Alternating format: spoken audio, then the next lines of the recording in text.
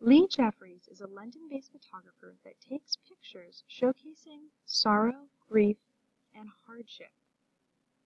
His work has a fabulous tonality to it, with significant detail in the skin and eyes of his subjects. As much of his style is based upon his successful ability to interact with his subjects and allow them to feel comfortable with him photographing them, it's also based upon his unique post-production techniques. While we just finished shooting for high-key photography, I think now is a great time to explore how Lee does his post-production and see how we can apply it appropriately to our work, keeping in mind the tempo of high-key photography versus the low-key style evident in most of Lee's work.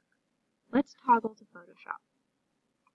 Okay, so first things first, like with all projects, let's start with duplicating our background layer. This just gives us a solid foundation and allows us to keep our original file intact, just hiding away in the background. Go down to Duplicate Layer, hit OK. I want you to take a quick look at your histogram. Traditionally, we want to avoid clipping our highlights and shadows, indicated by the spikes on the edges of our graphs. Okay, so a highlight clipping would be over on your right, where a shadow clipping would be over on your left. Right now, we can see that our highlights are clipped. That's not really a big deal because we know better. We know that this is a high-key photograph, and with high-key photography, your highlights are often clipped to ensure that your backgrounds are pure white.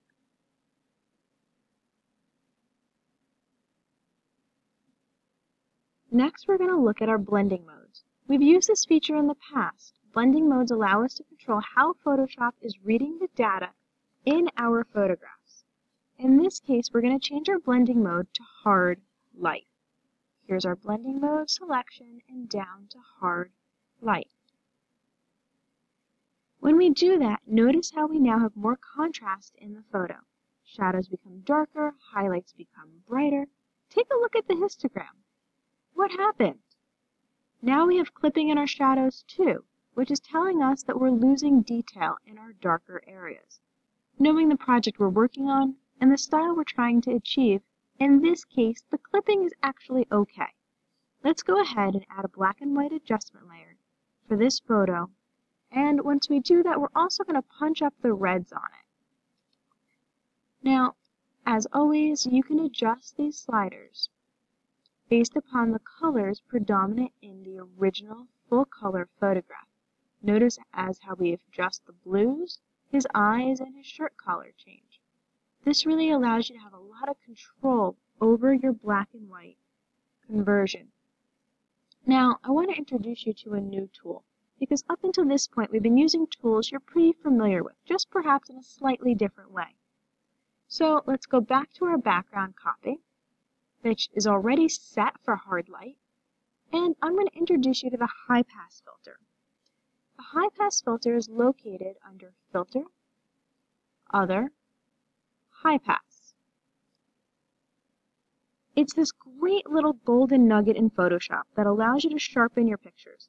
Not to the point where you can take a blurry shot and resurrect it, but if you have an image that's slightly soft, you can certainly increase the appeared or perceived sharpness of the edges. With HighPass, it allows you to try and let Photoshop fake some of these edges. You can control the radius of how intense Photoshop's going to look for the edge. Take a look at his hair.